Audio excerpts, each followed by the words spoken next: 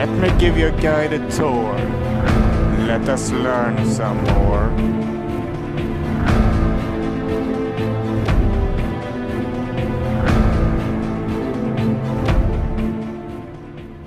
Hi guys, I'm the Historian and welcome back to my channel. Now we have made a small vote to see which was supposed to be the next video out, and the winner is Uppsala Castle in Uppsala. Let's get to it. Situated in Uppsala on a ridge line with a commanding view is the Castle of Uppsala. The construction was started year 1549 by King Gustav Vasa. It was a part of a string of castles the King Gustav Vasa and his sons built or reconstructed to defend themselves and Sweden. Now this castle has a lot of history, with a lot of different things happened at this particular castles, or this particular castle, sorry. One of the most iconic and most dramatic incidences that happened here was the Sture murders. What happened then? Well, Gustav Vasa's son, King Erik XIV, was mentally unstable and was very prone to violent rages. The nobleman Nils Sture had been on a non-successful mission for the king, and the king gets angry and says that Nils sabotaged the mission and imprisoned him later on in the dungeon of Uppsala Castle, including Nils Sture's brother Erik Sture and his father Svante Sture. Nils writes a reconciliation letter, meaning he says he's sorry in a letter, to King Erik XIV, who flew into a wild rage and stormed into Nils Sture, and believing the letter was false, stabbed him with his dagger and grabbed a spear from a guard and ran him through with it. The king threw out the command to his guards that all the noblemen who were imprisoned, including his own minister Dionysius Berarius, who tried to get the king to calm down, should all be cut down. The clothes of the three Sture who were killed in this massacre is now on display in the church in Uppsala.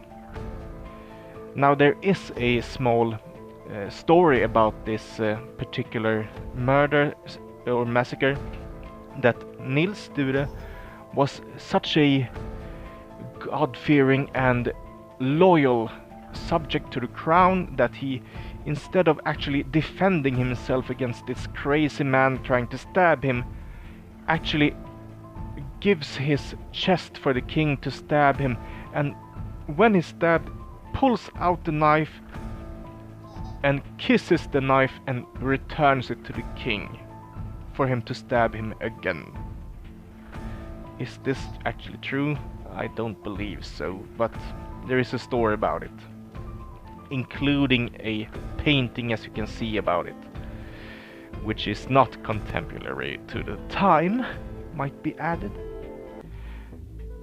Uppsala Castle is also the site where the decision was taken by King Gustav II Adolf to enter the 30 Years' War.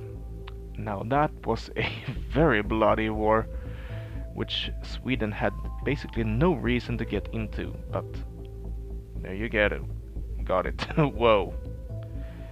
Madness on a grand scale. It's also the site where Gustav II Adolf's daughter, Queen Christina, abdicated, year 1654.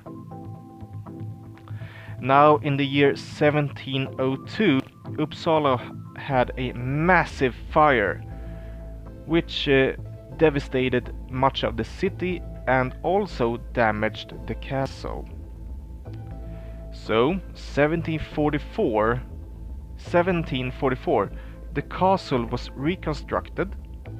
So the castle we see here now is of that day, not from actually Gustav Vasa's time.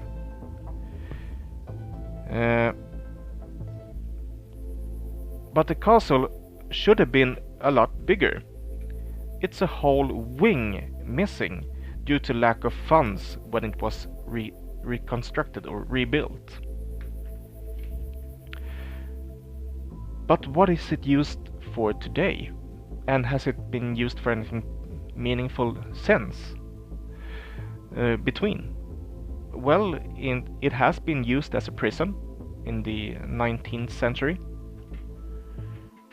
And I might get into and do some video about how castles actually have been used as prisons. There's a number of them which actually have been used in that particular way. But the governor is nowadays does nowadays live inside the castle at Uppsala. He has his residence, a flat here. There's also 2 different museums here. And in the summertime you can actually see the dungeon where this murder with the Stures actually took place. Or it's supposed to be that particular dungeon, according to legend anyway. I don't think they have done any forensic evidence on it. I'm not sure about that. The forensic evidence might be a bit decayed by now. But that's it for now. Like, share, subscribe, and for God's sakes, follow the page, okay? Facebook page.